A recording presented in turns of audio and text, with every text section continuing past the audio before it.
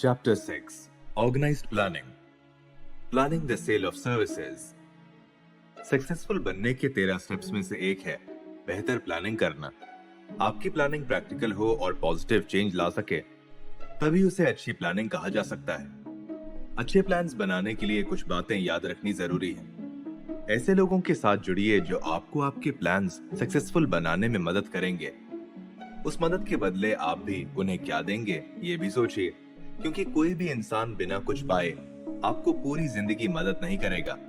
ऐसे लोग के ग्रुप को आप अपना मास्टरमाइंड ग्रुप कह सकते हैं और अपने उस मास्टरमाइंड ग्रुप में सबके साथ अच्छे रिलेशंस बना के रखिए, क्योंकि जहां रिलेशंस अच्छे नहीं होते वहां कोई प्लान सक्सेसफुल नहीं बन पाता। पर जहां रिलेशंस अच्छे होते हैं वहां हर चीज के सक्सेसफुल होने के चांसेस अपने आप ही बढ़ जाते हैं। आपका मास्टरमाइंड ग्रुप आपको प्लान्स देगा, पर जब आप खुद कोई प्लान बनाएं तब अपने मास्टरमाइंड ग्रुप के साथ उसे जरूर डिस्कस करें। अगर कोई प्लान फेल हो जाए तो उसे दूसरे प्लान से बदलिए और अगर फिर भी फेल हो तो वापस बदलिए। ऐसे ही जब तक कोई प्लान सक्सेसफुल ना हो तब तक उसे बदलते जाइए। प्लान्स फेल होना एक टेम्पररी डिफीट है। एडिसन ने भी ये टेम्पररी डिफीट 10,000 बार देखी थी, पर वो अपना प्लान चेंज करते रहे और जब तक उनका प्लान सक्सेसफुल नहीं हुआ तब तक हिम्मत नहीं हारी। टेम्पररी प्लान्स की वजह से हार जाने से एक ही बात साबित होती है कि आपको अपने प्लान चेंज करने की जरूरत है। हेनरी फोर्ड के पास भी एक अच्छा प्लान था, जो फोर्ड से ज्यादा पढ़े लिखे लोगों के पास भी नहीं होता है। ज्यादातर लोगों की जिंदगी में बस एक अच्छे प्लान की जरूरत होती है। Becoming a good leader. Author कहते हैं कि लीडरशिप भी प्लानिंग का एक पार्ट है। अगर आपको सक्सेसफुल बनना है और पैसे कमाने हैं तो लीडर बनना पड़ेगा। हर आदमी को पता होना चाहिए कि उसे लीडर बनना है या फॉलोअर। फॉलोअर बनना भी बुरी बात नहीं है, पर सिर्फ फॉलोअर बने रहने से कभी सक्सेस नहीं मिलती। लीडरशिप में ये भी एक बहुत इंपॉर्टेंट इशू है कि लीडरशिप कभी जबरदस्ती नहीं होनी चाहिए, क्योंकि बड़े बड़े राजाओं और डिक्टेटर्स की जबरदस्ती भी दुनिया पे टिक नहीं पाई। अगर आपको कोई जॉब चाहिए तो उसके लिए भी आपको एक ऑर्गेनाइज्ड प्लानिंग की जरूरत है। सबसे पहले तो जॉब ढूंढना, उसके बाद जॉब के लिए अप्लाई करना, उसके बाद एक रिटन ब्रीफ भेजना। इन सब स्टेप्स को अच्छे से प्लान करने के बाद उन पे काम करने से आपको एक अच्छी जॉब जरूर मिल सकती है। दुनिया बदलती रहती है और इस बदलती दुनिया में अच्छी सर्विस बहुत जरूरी है। सब सेक्टर्स अपने कस्टमर्स को अच्छी सर्विस देना चाहते हैं और जिन्होंने अपनी सर्विस पे ध्यान नहीं दिया उन्हें अपने कस्टमर्स खोने पड़े हैं। अब क्वांटिटी के साथ क्वालिटी और स्पिरिट भी जरूरी बन गए हैं। इन तीनों के साथ मिलने से ही अच्छी सर्विस दी जा सकती है, जिसे ऑथर QQS रेटिंग कहते हैं। लोग अक्सर मानते हैं कि पर्सनल सर्विसेज देने वाले लोग किसी चीज बेचने वालों से अलग होते हैं, पर सर्विस प्रोवाइडर्स भी एक कमोडिटी बेचने वाले इंसान के समान ही एक बिजनेसमैन होते हैं और उन्हें अपनी सर्विस की सही प्राइस मिलना जरूरी है। ऑथर साथ में फेलियर रीजंस भी बताते हैं जो नॉर्मली लोगों को सक्सेस से दूर रखता है। फेलियर का रीजन मालूम होना बहुत जरूरी है, तभी उस फेलियर को जीत में बदलने की सही कोशिश की जा सकती है। Why people fail। लोग अक्सर अपनी जरूरतों को अपनी वैल्यू समझ लेते हैं, पर ऐसा नहीं होता। उनकी जरूरतें उनकी रियल वैल्यू से कहीं ज्यादा या कम हो सकती हैं। इसलिए अपनी असली वैल्यू जानना भी बहुत इंपॉर्टेंट है। सिर्फ पैसा आ जाने से ही इंसान सक्सेसफुल नहीं बनता। उस पैसे को सही तरीके से ऑर्गेनाइज भी करना पड़ता है। आप अपने खाने में जो कुछ भी चीजें लेते हैं वो सब बहुत दूर देशों से आती हैं। वो सब एक ऑर्गेनाइज तरीके से आके आपकी प्लेट पर एक साथ मिलती हैं। वैसे ही पैसों को भी ऑर्गेनाइज तरह से रखना चाहिए, जिससे कि एक पूरा मील बन सके। लाखों लोग बिना कुछ किए पैसा कमाना चाहते हैं। उन्हें जितनी सैलरी चाहिए उतना काम उन्हें नहीं करना है। अगर आप ऐसा सोचते हैं कि कम काम करके या सिर्फ ऑर्गेनाइज्ड होके ज्यादा पैसे कमाए जा सकते हैं, तो आप ऐसा सोच सकते हैं, पर ये सच नहीं है, क्योंकि बिना मेहनत किए कभी कोई सक्सेसफुल या रिच नहीं बना। ऑथर हार्डवर्क पर बहुत ज्यादा जोर देते हैं और कहते हैं कि लोगों की मेंटालिटी होती है कम काम करने की। अगर लॉन्ग टर्म सक्सेस चाहिए तो उसके लिए लॉन्ग टर्म मेहनत भी करनी पड़ती है। खुद के ऊपर काम करते रहना पड़ता है और कॉन्स्टेंटली खुद को इम्प्रूव करना पड़ता है, जिससे कि हम मार्केट में न्यू आइडियाज लेकर आते रहें। जो भी सक्सेसफुल हुआ है वो हमेशा मार्केट से काफी ज्यादा आगे चला है और किसी भी ट्रेंड के आने से पहले ही खुद को उसके लिए प्रिपेयर किया है, जिस वजह से उसकी वेल्थ टाइम के साथ बढ़ी है। Chapter 7 decision, the inability to decide. एक एनालिसिस के हिसाब से 25,000 लोगों के फेलियर का एक बहुत बड़ा रीजन डिसीजन ना ले पाना था। प्रोक्रास्टिनेशन यानी कि किसी चीज को टालना, जो कि डिसीजन का ऑपोजिट वर्ड भी है और इंसान का सबसे बड़ा दुश्मन भी। जब ऐसे लोगों का एक सर्वे किया गया जिन्होंने $1 मिलियन से ज्यादा पैसे कमाए थे, उन्होंने कहा कि उन्होंने हमेशा डिसीजंस पूरे करने की कोशिश की थी और धीरे धीरे जरूरी डिसीजंस चेंज भी किए थे। हेनरी फोर्ड की क्वालिटीज में से एक है डिसीजंस लेके उन्हें पूरा करना। इसी क्वालिटी की वजह से उन्होंने फेमस मॉडल टी बनाया था, जबकि उनके बहुत से एडवाइजर्स और बायर्स उन्हें अपना डिसीजन चेंज करने के लिए कह रहे थे। ज्यादातर लोग जो पैसा नहीं बना पाते, उसका रीजन ये है कि वो दूसरों की राय लेने में रह जाते हैं। राय दुनिया की सबसे सस्ती चीज है जो सब लोगों के पास देने के लिए तैयार होती है। अगर आप अपने डिसीजंस के बारे में दूसरों की राय मांगने लग गए तो फिर आप कभी अपने डिजायर और अपनी विशेस पूरी नहीं कर पाएंगे। बस ऐसे ही लोगों से राय लेना चाहिए जो आपके विजन को समझते हैं और उसमें कंट्रीब्यूशन दे सकेंगे। यही लोग आपके मास्टरमाइंड ग्रुप का हिस्सा रहेंगे। एक बात हमेशा याद रखनी चाहिए कि आप जिससे भी मिल रहे हैं वो भी आपकी तरह पैसों की दौड़ में है। अगर आप सबको अपने आइडियाज बताने लग गए तो आपको कभी जान के हैरानी होगी कि वही लोग आपका आइडिया इस्तेमाल करके आपसे आगे निकल गए। दुनिया के सबसे महान डिसीजंस बहुत बड़े खतरों के होते हुए भी लिए गए थे। लिंकन ने जब डिसीजन लिया कि प्रोक्लेमेशन ऑफ इमेंसिपेशन अनाउंस करेंगे, तब उन्हें पता था कि उनके काफी दोस्त और पॉलिटिकल सपोर्टर्स उनके खिलाफ हो जाएंगे। उन्हें यह भी पता था कि उसकी वजह से बहुत लोगों की जान भी जा सकती है और एंड में लिंकन की खुद की जान भी उसी वजह से गई थी। The approach of Socrates. Socrates ने भी अपने पर्सनल व्यूज बदलने से बेहतर जहर पी लेना समझा था। अमेरिका की आजादी के लिए भी ऐसे ही कई महान लोगों ने बहुत बड़े बड़े डिसीजंस लिए हैं।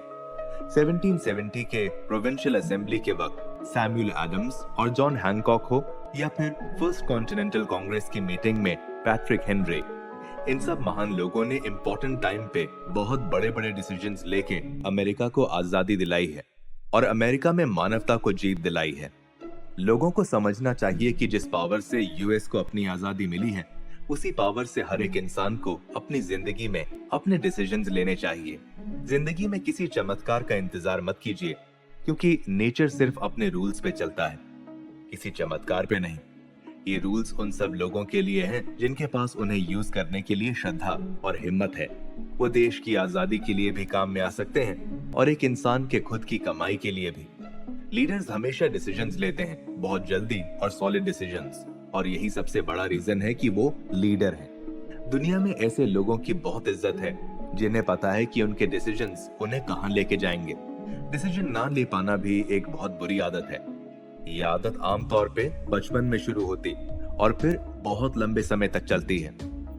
हमारी एजुकेशन सिस्टम का एक वीक पॉइंट ये भी है कि वो बच्चों को सॉलिड डिसीजंस लेने की आदत नहीं सिखाती है, जिस वजह से फॉर्मल एजुकेशन बच्चों की रियल लाइफ में ज्यादा हेल्प नहीं कर पाता और उन्हें फाइनेंशियली कोई खास बातें नहीं सिखा पाता, जिस वजह से बड़ी बड़ी डिग्रीज मिलने पर भी लोग अच्छी जॉब्स या सैलरी मिलने के लिए कोशिश ही करते हैं, क्योंकि उन्हें पैसे कैसे कमाए जाते हैं इस बारे में मालूम नहीं होता।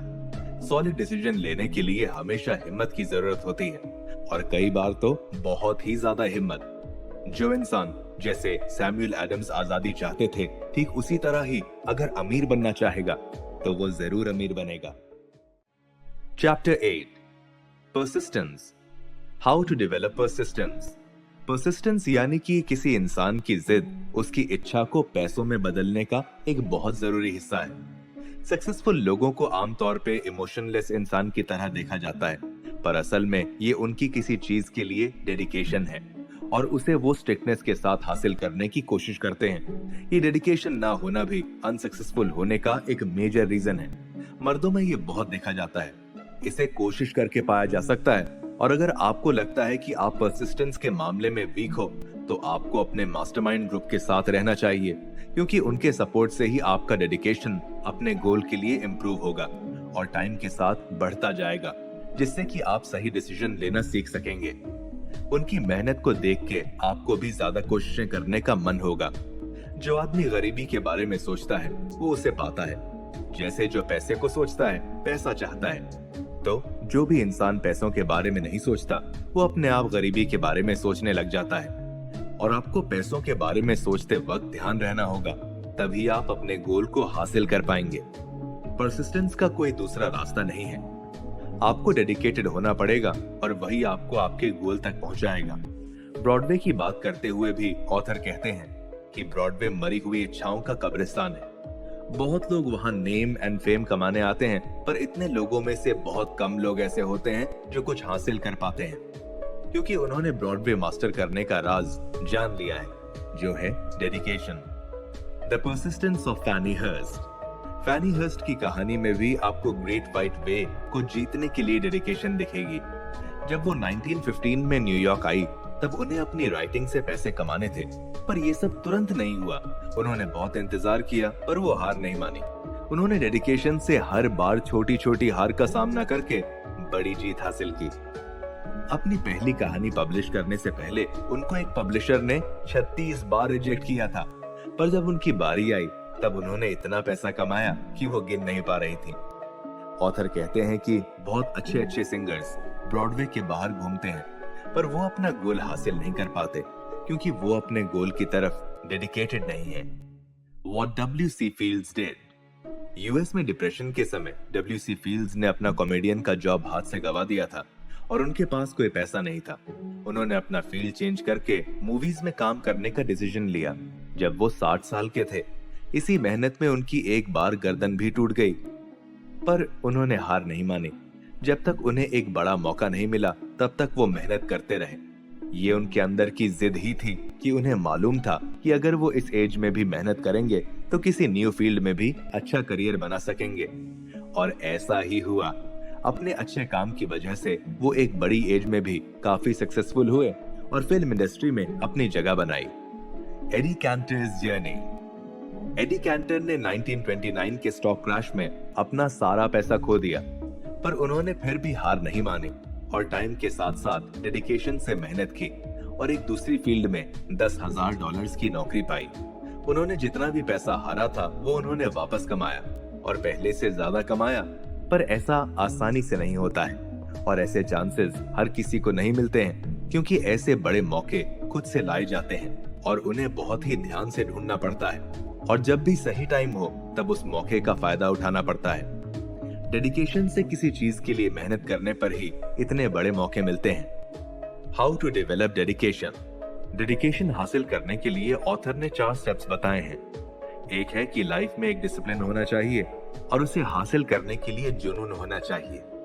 जब लाइफ में एक रूटीन हो तो इंसान कम टाइम में बहुत कुछ अचीव कर सकता है और दूसरों से आगे निकल सकता है। दूसरा है कि एक प्लान होना चाहिए जो बहुत ही ऑर्गेनाइज्ड और प्रैक्टिकल हो।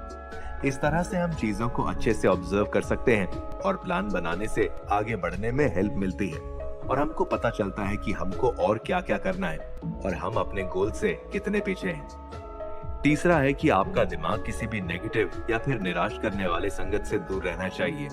ऐसा करना इसलिए जरूरी है क्योंकि सक्सेस के लिए सही माइंडसेट ही सब कुछ है और वो जितना ज्यादा पॉजिटिव होगा इंसान उतनी ही जल्दी अपने गोल्स को पूरा कर सकेगा। और चौथा रूल कहता है कि ऐसे किसी इंसान या लोगों के ग्रुप से दोस्ती रखनी चाहिए जो आपको आपके प्लान और गोल की तरफ आगे बढ़ने में हौसला देंगे। उनके साथ रहना चाहिए। हमारी संगत हमारी लाइफ में बहुत जरूरी होती है, क्योंकि जिस तरह के लोग हमारे साथ होते हैं वो लोग ही हमारा कैरेक्टर बनाते हैं। The power of boldness. King Edward का नाम दुनिया के सबसे पावरफुल थ्रोन यानी राजगद्दी छोड़ने का डिसीजन के लिए जाना जाता है और उन्होंने ऐसा सिर्फ अपनी पसंद की लड़की के साथ रहने के लिए किया था, जो कि एक बहुत ही बोल्ड डिसीजन था। दुनिया में ज्यादातर लोग विंडसर के राजकुमार और वॉलेस सिम्पसन की तारीफ करेंगे क्योंकि वो बोल्ड थे और उन्होंने तब तक कोशिश की जब तक उन्हें जिंदगी में जो चाहिए था वो मिल नहीं गया। जब ऑथर ने हेनरी फोर्ड को ऑब्जर्व किया तब उन्हें पता चला कि उन्होंने जीरो से शुरू करके इतना बड़ा एम्पायर खड़ा किया था। एडिसन भी सिर्फ 3 महीने स्कूल गए थे और दुनिया के सबसे बड़े इन्वेंशंस किए। इन दोनों में अपने गोल के लिए डेडिकेशन थी, जिसने इनको अपने प्लान्स के हिसाब से मेहनत करने पे मजबूर किया।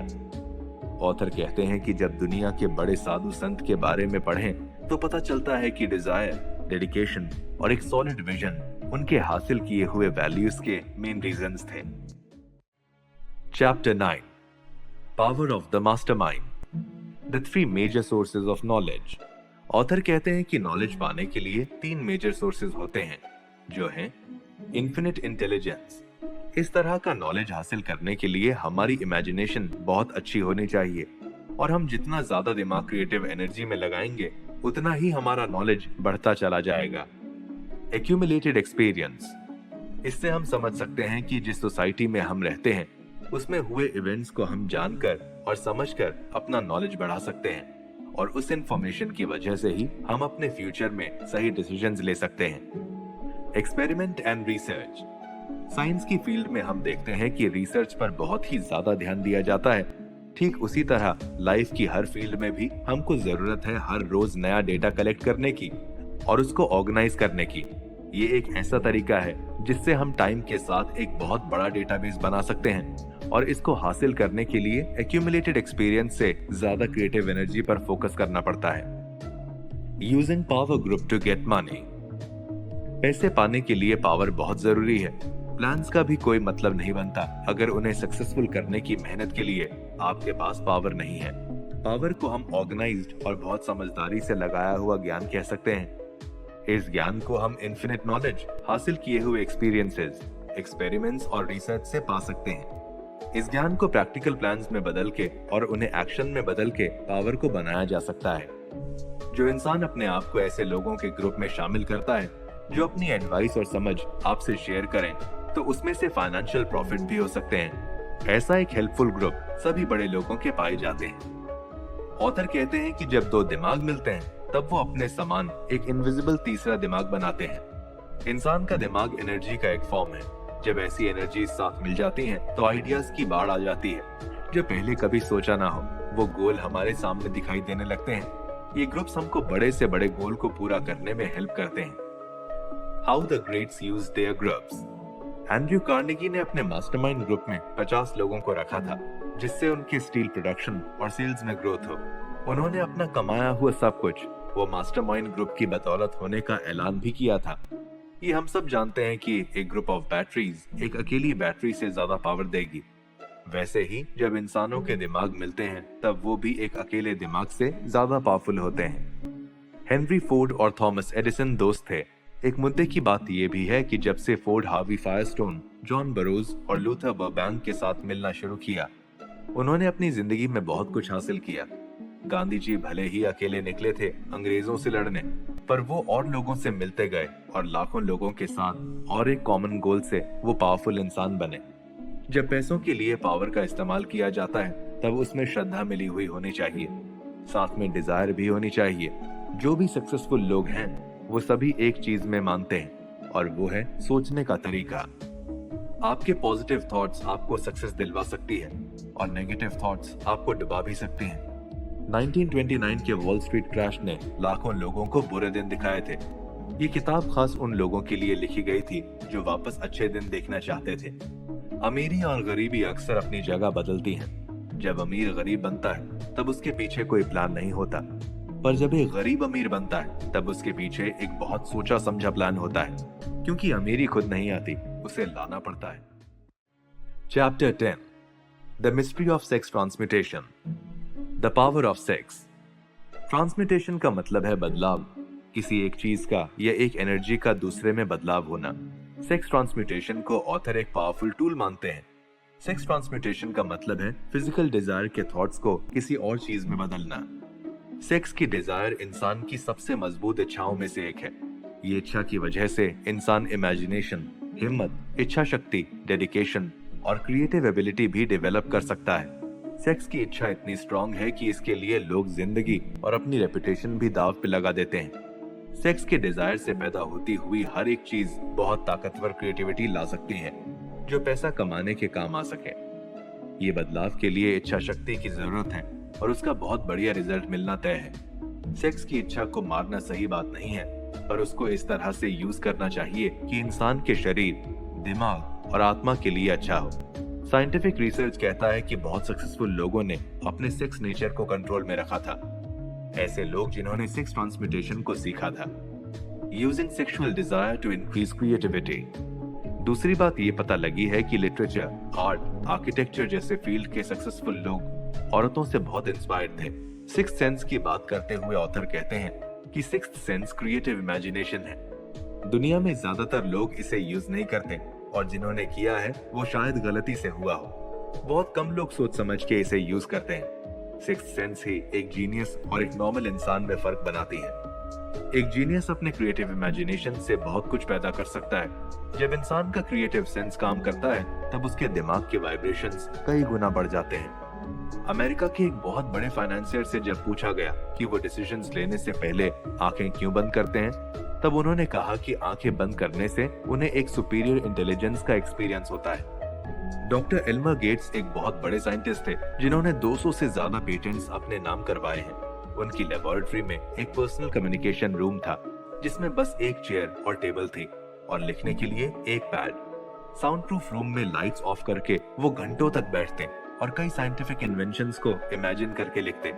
डॉक्टर गेट्स जैसे जीनियस अपनी क्रिएटिव एबिलिटी से इन्वेंशंस करते थे, जबकि कई सारे लोग आज भी बस कुछ भी इन्वेंट करने के लिए इन्वेंशंस करते हैं। हिस्ट्री में ऐसे कई लोगों के नाम हैं जिन्होंने औरतों से इंस्पायर्ड होकर अपनी क्रिएटिव एबिलिटी को काम पे लगाया है। नेपोलियन बोनापार्ट इनमें से एक थे। जब वो अपनी पहली वाइफ जोसेफिन से इंस्पायर्ड थे तब वो बहुत ही सक्सेसफुल थे। जब वो जोसेफिन से दूर हुए तब से उनका बुरा समय शुरू हुआ। हम सब ऐसे कई लोगों को जानते हैं जो अपनी पत्नी के साथ रहकर बहुत अच्छा काम करते थे और पत्नियों के जाने के बाद उनके हालात बदल जाते हैं। Why most people succeed after 40? Sex की इच्छा में बहुत ताकत है। जब इसे ट्रांसम्यूट किया जाए तो इंसान को क्रिएटिविटी के सबसे ऊपर के लेवल पे ले जाती है। ऑथर कहते हैं कि ज्यादातर लोग 40 की उम्र के बाद सफल होते हैं क्योंकि उससे पहले वो सेक्स को फिजिकली यूज करते हैं। उन्हें पता नहीं होता कि इसे कोई और तरह से इस्तेमाल करने पे बहुत क्रिएशंस हो सकते हैं। बहुत से लोगों ने शराब के नशे में भी क्रिएटिव एबिलिटी को बहुत अच्छे से इस्तेमाल किया है। Edgar Allan Poe, James W Riley और रॉबर्ट बर्न्स जैसे बड़े बड़े पोएट्स ने अपनी सबसे फेमस पोएम्स शराब के नशे में लिखी हैं। पर इसी शराब के नशे में बहुत से राइटर्स और दूसरे लोग बर्बाद भी हुए हैं। एक टीचर की डिस्कवरी के हिसाब से जो इंसान सबसे ज्यादा सेक्सुअल प्रेफरेंसेस रखते हैं वो बहुत अच्छे सेल्समैन बनते हैं। उनकी वो क्वालिटी एक मैग्नेट की तरह काम करती है। हाथ मिलाने, आवाज से, बॉडी लैंग्वेज और थॉट्स के वाइब्रेशन से ये सब चीजें सामने के इंसान को अट्रैक्ट करती हैं। जिन लोगों में सेक्स एनर्जी नहीं होती वो कभी दूसरों को इंस्पायर नहीं कर सकते। एक पब्लिक स्पीकर, लॉयर या सेल्समैन जिसमें सेक्स एनर्जी नहीं है वो दूसरों को इंस्पायर नहीं कर सकते और इसीलिए वो फ्लॉप हो जाते हैं। क्रिमिनोलॉजिस्ट्स ने भी ये डिस्कवर किया है कि दुनिया के सबसे हार्ड क्रिमिनल्स भी एक औरत के इन्फ्लुएंस में आके सुधर जाते हैं। हालांकि सिर्फ सेक्स की वजह से ऐसा हुआ हो ऐसी कोई डिस्कवरी नहीं हुई है। इसके पीछे का कारण है लव, जो इंसान की सॉफ्ट साइड को बाहर लाती है। लव, रोमांस और सेक्स किसी भी इंसान को कामयाब बना सकती है। प्यार एक ऐसी फीलिंग है जो एक सेफ्टी वैल्व है और अच्छे इमोशंस की जांच करता है। जब ये तीनों इमोशंस मिलते हैं तब वो किसी इंसान को जीनियस बनाते हैं। ऑथर कहते हैं कि प्यार में बिछड़ना भी क्रिएटिव एबिलिटी को बूस्ट देता है। अक्सर लोग समझते हैं कि प्यार का चले जाना बुरी बात है। हाँ, वो इमोशनली एक बुरी फीलिंग है, पर अगर इस फीलिंग को ट्रांसम्यूट किया जाए तो वो भी क्रिएटिविटी ला सकती है। पहले के जमाने में भी एक शिकारी शिकार करके लड़की का दिल जीतने की कोशिश करता था। आज भी आदमी जो भी करते हैं वो औरतों का दिल जीतने के लिए करते हैं। अगर उनकी जिंदगी से औरतों को निकाल दें तो उनमें पैसा कमाने की कोई डिजायर नहीं बचेगी। Chapter 11, the subconscious mind. Using the subconscious. Subconscious mind, या जिसे हम हमारा छोटा दिमाग कहते हैं, वो अपने आप में इंफॉर्मेशन एंड डिटेल्स को स्टोर करके बैठा होता है, जिसमें हमारी पांचों सेंसेस में से किसी भी सेंस से मिले हुए मैसेज या एक्सपीरियंस को संभाल के रखा जाता है और जरूरी टाइम आने पे उसमें से इंफॉर्मेशन निकाली जाती है। आप अपने प्लान्स को अपने सबकॉन्शियस माइंड में डाल सकते हो या फिर किसी ऐसे काम को भी करने को जो आप पूरा करना चाहते हैं। आपका सबकॉन्शियस माइंड उसे हकीकत में बदलने की कोशिश करेगा। जिन प्लान्स में पैशन होता है और साथ में डेडिकेशन जुड़ी हो, उस पे सबकॉन्शियस माइंड सबसे पहले काम शुरू करता है। सबकॉन्शियस माइंड दिन रात काम करता है। आपका ये दिमाग जो भी इंफॉर्मेशन उसके पास अवेलेबल रहेगी उसे यूज करके उसे हकीकत में बदलने की कोशिश करेगा। आप अपने सबकॉन्शियस माइंड को शायद कंट्रोल ना कर पाएं, पर आप अपने प्लान्स इसको जरूर दे सकते हैं, जिनको वो हकीकत में बदलने की कोशिश करेगा। बहुत से सबूत हैं जो ये साबित करते हैं कि सबकॉन्शियस माइंड इंसान के दिमाग और इन्फिनिट इंटेलिजेंस के बीच का कनेक्शन है। इसके पास क्रिएटिव एफर्ट की भी बहुत पावर है। Controlling the subconscious. इस बुक के 13 चैप्टर्स वो तरीका है जिससे आप अपने सबकॉन्शियस माइंड को कंट्रोल कर सकते हैं। आपका सबकॉन्शियस माइंड खुद से काम करता है। अगर आप उसे कुछ करने को कहें या नहीं कहें, वो अपना काम लगातार करता रहेगा। अगर आप अपने सबकॉन्शियस माइंड से आपकी मर्जी के काम नहीं करवाएंगे, तो वो अपनी मर्जी से काम करेगा और उससे उसका नेगेटिव चीजों पर काम करना बढ़ सकता है। आपको बस ये नेगेटिव थॉट्स को अपने सबकॉन्शियस माइंड से दूर रखना है और सबकॉन्शियस माइंड को एक डिजायर के साथ मिलाना है। इंसान जो भी बनाता है, उसकी शुरुआत एक विचार से ही होती है। इंसान वो कुछ नहीं बना सकता जो वो सोच नहीं सकता। सोचने से उसको इमेजिन करने का मौका मिलता है, और जब कंट्रोल्ड इमेजिनेशन हो तो अच्छे प्लान्स बन सकते हैं। बहुत सी थियरीज से ये प्रूव होता है कि सबकॉन्शियस माइंड ऐसी चीजों को पहले एक्सेप्ट करता है जिसमें फीलिंग्स जुड़ी हो। अब फीलिंग्स अच्छी भी हो सकती हैं और बुरी भी। हमें ये जानना होगा कि हमारे थॉट्स के साथ क्या बुरी फीलिंग्स वहाँ जा रही हैं। अगर नेगेटिव फीलिंग्स जा रही हैं, तो उन फीलिंग्स को निकाल के अच्छी फीलिंग्स को हमें हमारे हिसाब से इंसर्ट करना है। हमारे थॉट्स ही अल्टीमेटली डिसाइड करते हैं कि हम किस तरह से अपना फ्यूचर डिजाइन कर पाएंगे, इसलिए उनको बहुत ध्यान से सिलेक्ट करना चाहिए। Types of feelings. Human beings में 7 पॉजिटिव फीलिंग्स और 7 नेगेटिव फीलिंग्स होती हैं। पॉजिटिव फीलिंग्स में desire, faith, love, sex, enthusiasm, romance, hope आती है। वैसे तो इंसानों में और भी पॉजिटिव इमोशंस होते हैं, पर पैसे कमाने के लिए यही इमोशंस सबसे जरूरी हैं। वैसे ही इंसानों में 7 नेगेटिव इमोशंस हैं, जैसे fear, jealousy, hatred, revenge, greed, superstition and anger. Positive and negative emotions दोनों एक साथ दिमाग पे राज नहीं कर सकते। एक समय कोई एक ही टाइप का इमोशन रह सकता है। इसलिए हमें ये ध्यान में रखना होगा कि हम सिर्फ पॉजिटिव रिएक्शन को ही दिमाग पे राज करने दें। हमने बहुत लोगों को देखा होगा जो भगवान की तभी प्रार्थना करते हैं जब सब कुछ फेल हो गया हो। जब आखिरी रास्ते में वो लोग भगवान से प्रार्थना करते हैं, तब उनके मन में डर और एंजाइटी होती है, जिसे सबकॉन्शियस माइंड एक्सेप्ट करता है और वो इन्फिनिट इंटेलिजेंस से मिलता है। नेगेटिव फीलिंग से बना हुआ थॉट कभी अच्छा रिजल्ट नहीं देता। आप चाहे कितनी भी बुक्स खरीद लें, भगवान से प्रार्थना करें और उन्हें कितनी भी बार पढ़ लें, आपकी प्रार्थना के साथ क्या किया जा रहा है वो जरूरी है। फेथ और डर कभी साथ में नहीं रह सकते। अगर उन्हें साथ रखा तो इंसान को ही सफर करना पड़ता है। Chapter 12, the brain. Our thoughts have frequencies. सालों पहले जब ऑथर अलेक्जेंडर ग्राहम बेल और डॉक्टर एल्मर गेट्स के साथ काम कर रहे थे, तब उन्होंने एक चीज ऑब्जर्व की, और वो ये थी कि इंसान का दिमाग उसके थॉट्स के वाइब्रेशन का ब्रॉडकास्टिंग और रिसीविंग स्टेशन दोनों है। रेडियो स्टेशन के जैसे ही इंसान का दिमाग भी अलग अलग वाइब्रेशन के थॉट्स पकड़ सकता है। जिस थॉट के वाइब्रेशंस बहुत ज्यादा होते हैं, उसी थॉट को इंसान आसानी से उठा सकता है। जब इंटेंसिटी की बातें करें तो सभी इमोशंस में से सेक्स के इमोशन इंसान के दिमाग में सबसे ऊपर रहता है। जब दिमाग सेक्स के बारे में सोचता है, तब काफी ज्यादा तेजी से और वाइब्रेशन से सोचता है। जब दिमाग ज्यादा वाइब्रेट करता है, तब वो ना सिर्फ आसपास के दूसरे थॉट्स को पकड़ता है, पर आपके थॉट्स के साथ इमोशन भी जोड़ता है, जिससे आपके थॉट्स दिमाग से निकलने पर इमोशन अपने साथ जोड़े हुए रखे। आपका सबकॉन्शियस माइंड ब्रॉडकास्टिंग स्टेशन है जो आपके थॉट्स बाहर भेजता है, और रिसीविंग स्टेशन आपका क्रिएटिव इमेजिनेशन है जो आसपास से थॉट्स पकड़ता है। The secrets of the brain. इंसान ने अभी तक दिमाग की शक्तियों के बारे में कुछ नहीं जाना है। दिमाग के बारे में भी इंसान ने अब तक बहुत कम जाना है। बड़े बड़े साइंटिस्ट ने आज तक जितना भी जाना है, वो बस दिमाग की नर्सरी की पढ़ाई जितना है। यूनिवर्सिटी ऑफ शिकागो के एक फेमस प्रोफेसर ने कहा था कि इंसान के दिमाग में 10 बिलियन से 14 बिलियन नर्व सेल्स होते हैं जो दिमाग में चीजों को ट्रांसफर करते हैं। ऐसा भी कहा जाता है कि ये नर्व सेल्स किसी भी अलग अलग टाइप के नहीं, बट एक फिक्स पैटर्न में बनाए हुए हैं। ऑथर कहते हैं कि उन्होंने एक से ज्यादा दिमाग को साथ मिला के काम करना सीख लिया है, और वो अपने एसोसिएट्स के साथ ये करते थे। ऑथर और उनके 3 एसोसिएट्स एक कॉन्फ्रेंस टेबल पर बैठते थे और प्रॉब्लम को डिस्कस करते थे। जिसके दिमाग में जो भी ख्याल हो वो शेयर करता है, और इस मेथड से वो प्रॉब्लम्स को जल्दी सॉल्व कर लिया करते थे और अच्छे आइडियाज पर जल्दी पहुंच पाते थे। ये तरीका मास्टरमाइंड प्रिंसिपल के मुताबिक काम करता है। इससे हम ये समझ सकते हैं कि जब हमारी और दूसरे के ब्रेन्स की फ्रीक्वेंसी एक जैसी होती है, तो हम बेटर डिसीजंस ले पाते हैं और हमारे पास ज्यादा अच्छे आइडियाज आते हैं, बजाय तब जब हम अकेले ही किसी चीज के बारे में सोचें।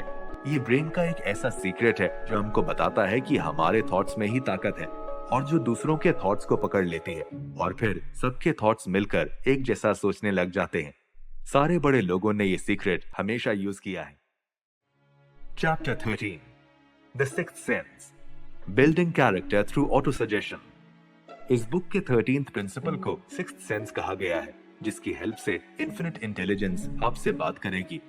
इस प्रिंसिपल को पहले के 13 प्रिंसिपल्स को समझाने के बाद ही समझा जा सकता है। ये सिक्स्थ सेंस दिमाग के सबकॉन्शियस का वो हिस्सा है जिसे क्रिएटिव इमेजिनेशन कहा गया है। इसको आइडियाज, प्लान्स और थॉट्स का रिसीविंग एंड भी कहा जाता है। यही सिक्स्थ सेंस इंसान के दिमाग और इन्फिनिट इंटेलिजेंस के बीच का कॉन्टैक्ट है और इसीलिए ये मेंटल और स्पिरिचुअल का मिक्सचर है। इसको एक ऐसा पॉइंट माना जाता है जहां से इंसान का दिमाग दुनिया के दिमाग से कॉन्टैक्ट करता है। ऑथर कहते हैं कि नेचर अपने रूल्स के कभी खिलाफ नहीं जाता। कभी कभी नेचर के रूल्स इतने शॉकिंग होते हैं कि लोगों को वो मिरेकल से कम नहीं लगते। Spending time with your idols. Author कहते हैं कि उन्होंने लिखना शुरू किया उसके बहुत सालों पहले वो अपने रोल मॉडल्स के साथ एक इमेजिनरी काउंसिल मीटिंग रखते थे। इस इमेजिनरी मीटिंग में Emerson, Paine, Lincoln, Burbank, Napoleon जैसी पर्सनालिटीज जो ऑथर के रोल मॉडल्स हैं, वो इनविजिबल काउंसलर्स बनते थे। रोज सोने से पहले ऑथर थोड़ी देर आंखें बंद करके एक राउंड टेबल पे इन सब को देखते थे। ऑथर सिर्फ इन सब के साथ बैठते ही नहीं थे, पर खुद को एक इमेजिनरी चेयरमैन भी बनाते थे। ऑथर का पर्पस होता था खुद के कैरेक्टर को रीबिल्ड करना, जिससे कि वो अपने इमेजिनरी काउंसिल्स की तरह बन सके। कुछ टाइम तक ये प्रैक्टिस करने के बाद ऑथर के दिमाग ने सबको एक अलग अलग पर्सनालिटी दे दी। यहाँ तक कि कुछ टाइम बाद एक रात अपने सपने में ऑथर को लिंकन दिखाई दिए और ऑथर को कहा कि उन्हें सोसाइटी की हेल्प करनी है। Activating the sixth sense. कई बार इमरजेंसी सिचुएशंस में हमारी हार्ट बीट फास्ट हो जाती है और वो सिक्स्थ सेंस को जगाने का काम करती है। ड्राइविंग करते वक्त एक्सीडेंट से बाल बाल बचना इसका सबसे बेस्ट एग्जाम्पल है। हेनरी फोर्ड और थॉमस एडिसन को भी सिक्स्थ सेंस की अच्छी समझ थी, तभी वो लोग ऐसे काम कर पाए जो किसी ने पहले कभी नहीं किए थे। सिक्स्थ सेंस कोई ऐसी चीज नहीं जिसे जब मर्जी आए तब यूज कर सकें। सिक्स्थ सेंस को पाने के लिए सालों की मेहनत लगती है। ऑथर कहते हैं कि ज्यादातर लोग 40 या 50 की उम्र से पहले इसे एक्टिवेट नहीं कर पाते हैं। हम जितना ज्यादा टाइम खुद के साथ बिताएंगे, हमारा सिक्स्थ सेंस उतना ही ज्यादा अच्छे से काम करेगा और हम उसे हर काम में यूज कर पाएंगे और जिस पैसे को हम पाना चाहते हैं उसे जल्द से जल्द हासिल कर सकेंगे। Chapter 14, how to outwit 6 ghosts of fear.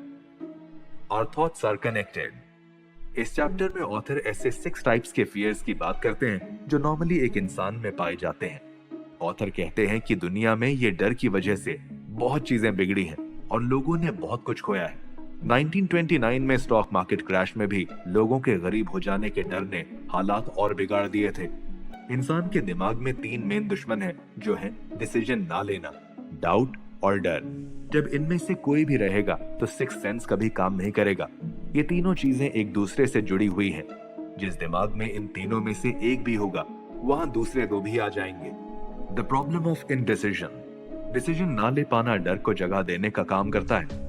Indecision सबसे पहले डाउट को जन्म देता है और दोनों साथ में मिलकर डर पैदा करते हैं। डर की बात करते हुए ऑथर कहते हैं कि डर को दिमाग में ढूंढना कभी कभी मुश्किल हो सकता है। डर हमारे दिमाग में बैठा हो और हमें पता भी ना चले, ऐसा भी हो सकता है। डर के मेजर 6 टाइप्स हैं। गरीबी का डर, क्रिटिसिज्म का डर, बीमारी का डर, प्यार खोने का डर, बुढ़ापे का डर और मौत का डर। और भी डर इंसान को होते हैं, पर वो इन सब में ही समाये जा सकते हैं। ऑथर कहते हैं कि डर दिमाग का एक थॉट है। इंसान अपने दिमाग को कंट्रोल कर सकता है, वैसे ही अपने डर को भी कंट्रोल कर सकता है। डॉक्टर जल्दी बीमार नहीं होते क्योंकि वो बीमारी से डरते नहीं। दूसरों की ट्रीटमेंट करते वक्त उन्हें ये डर नहीं लगता कि शायद उन्हें वो बीमारी ना हो जाए, इसीलिए उन्हें वो बीमारी होती नहीं और वो आसानी से अपना काम कर पाते हैं। अगर आपको अमीर बनना है तो आपको उस तरह का रास्ता पकड़ना पड़ेगा। आप गरीबी के रास्ते के बारे में सोचकर अमीर नहीं बन सकते। अगर आपको अमीर बनना है तो सोच लें कि आपको किस तरह की और कितनी अमीरी चाहिए। आपको पता है कौन सा रास्ता उस तरफ जाता है। उस रास्ते पर चल के आप जरूर अपने एम में सक्सेसफुल बनेंगे। आपका दिमाग ही एक ऐसी चीज है जिसको आप कंट्रोल कर सकते हो और उसे कंट्रोल करने से आप कुछ भी हासिल कर सकते हैं। द फियर ऑफ पॉवर्टी, गरीबी का डर सारे डरों में से सबसे ज्यादा खतरनाक है। क्रिटिसिज्म के डर की बात करें तो लोग कहते हैं कि इंसानों में ये डर तब से है जब पॉलिटिक्स एक प्रोफेशन बना है। तो कई लोग ये कहते हैं कि ये तब से है जब से औरतें अपने कपड़ों के बारे में टेंशन लेने लगी। ऑथर कहते हैं कि फैशन इंडस्ट्री के मैन्युफैक्चरर्स हर साल कई नए डिजाइन लॉन्च करते हैं और कार मैन्युफैक्चरर्स हर साल कई नए मॉडल्स लॉन्च करते हैं, क्योंकि उन्हें पता है कि कोई इंसान पुरानी चीज इस्तेमाल करना नहीं चाहेगा और उनकी चीजें जल्दी बिकेंगी। ये मैन्युफैक्चरर्स लोगों के क्रिटिसिज्म के डर का फायदा उठाते हैं। ये डर लोगों में एक इनिशिएटिव को मार देता है, उनके पावर ऑफ इमेजिनेशन को खत्म कर देता है, उनकी इंडिविजुअलिटी को छोटा कर देता है और उनकी आत्मनिर्भरता को छीन लेता है और कई तरह से इंसान को डैमेज करता है। Criticism brings inferiority complex. Author कहते हैं कि क्रिटिसिज्म एक क्राइम है। माँ बाप अपने बच्चों को ज्यादा क्रिटिसाइज करके उनमें इंफीरियरिटी कॉम्प्लेक्स लाते हैं। अच्छे बॉस को भी ये मालूम होता है कि एम्प्लॉइज से अच्छा काम उन्हें क्रिटिसाइज करके नहीं पर कंस्ट्रक्टिव सजेशन देके निकाला जा सकता है। इंसानों में बीमारी का डर भी बहुत देखने मिलता है। बीमारी दो मुख्य कारण की वजह से डर बनती है, एक है मौत और दूसरा है बीमारी के पीछे होने वाला खर्चा। ऑथर कहते हैं कि बहुत लोगों को बीमारी के डर की बीमारी होती है। एक डॉक्टर के सर्वे के मुताबिक उनके पास 75% पेशेंट्स इमेजिनरी इलनेस वाले आते थे। न्यूयॉर्क में भी एपिडेमिक के दौरान गवर्नमेंट ऑफिसर ने नोटिस किया कि लोग फ्लू के डर से ज्यादा डर रहे हैं। उन्होंने न्यूज़पेपर्स को कांटेक्ट करके उन्हें फ्लू की न्यूज बंद करने की रिक्वेस्ट की। न्यूज़पेपर ने उनकी बात मानी और 1 महीने में उसका रिजल्ट दिखा। ऑथर कहते हैं कि बीमारी एक बुरे विचार से भी बनती है। वो विचार किसी और के दिमाग से हमारे दिमाग में सजेशन के जरिए भेजा गया हो या फिर हमारे खुद के दिमाग में भी बनाया हुआ हो सकता है। फियर ऑफ लूजिंग लव, प्यार खोने का डर इंसानों के दूसरों के प्यार को चोरी करने की वजह से दुनिया में आया है। ऑथर कहते हैं कि पुराने जमाने में आदमी औरतों को जबरदस्ती उठाते थे, अब भी वो औरतों को उठाते हैं पर उनका तरीका बदल गया है। अब वो अच्छे कपड़े, गाड़ियां और दूसरे जाल में फंसा के उन्हें उठाते हैं। स्टडीज कहती हैं कि इस डर की शिकार महिलाएं ज्यादा होती हैं, क्योंकि उन्हें पता है कि आदमी एक जगह टिकता नहीं और कभी भी दूसरी औरत को उठाने में लग सकता है। इंसान के दिमाग में बुढ़ापे का डर होने के 2 रीजंस हैं। उसे लगता है कि बुढ़ापे के साथ गरीबी भी आएगी और दूसरा रीजन है दुनिया ने बुढ़ापे की जिस तरह की इमेज बनाई होती है उस इंसान के दिमाग में। बीमारी भी एक बड़ा रीजन है बुढ़ापे के डर का। उसके अलावा सेक्स लाइफ खत्म होना भी एक डर होता है। मौत का डर सभी डर में से सबसे क्रूअल माना जाता है। इंसान के दिमाग में जिस तरह की इमेज बनाई गई है जिंदगी और मौत की, उससे इंसान के मौत का डर बढ़ता है। इंसान में यह डर हेवन और हेल के थॉट से भी बढ़ता है, जबकि सच तो यह है कि किसी इंसान ने आज तक हेवन और हेल में से कुछ देखा नहीं है। ये डर सबसे यूजलेस है, ऐसा ऑथर कहते हैं, क्योंकि सबको एक न एक दिन मरना है। तो जो चीज कभी न कभी होने वाली है उसके लिए डरना ही क्यों। ऐसे कई टाइप्स के डर हैं जो इनडिसीजन से होते हैं। वो चिंता या टेंशन को दिमाग में जगाते हैं। ये चिंता धीरे धीरे बढ़ती है और तब तक बढ़ती है जब तक वो आपकी लॉजिकली सोचने की ताकत को कमजोर न कर दे और आपका सेल्फ कॉन्फिडेंस गिरा ना दे। ऑथर कहते हैं कि जिंदगी एक चेस की गेम है और आपका अपोनेंट टाइम है। अगर आप अपनी चाल चलने में जरा भी चूके या टाइम लगाया तो टाइम आपके सभी प्लेयर्स का सफाया कर देगा। टाइम एक ऐसा खिलाड़ी है जिसको इनडिसीजन बिल्कुल पसंद नहीं। ऑथर कहते हैं कि कामयाबी के लिए आपको बस आपके दिमाग में एक फिक्स गोल के लिए एक जुनून जिंदा रखना है।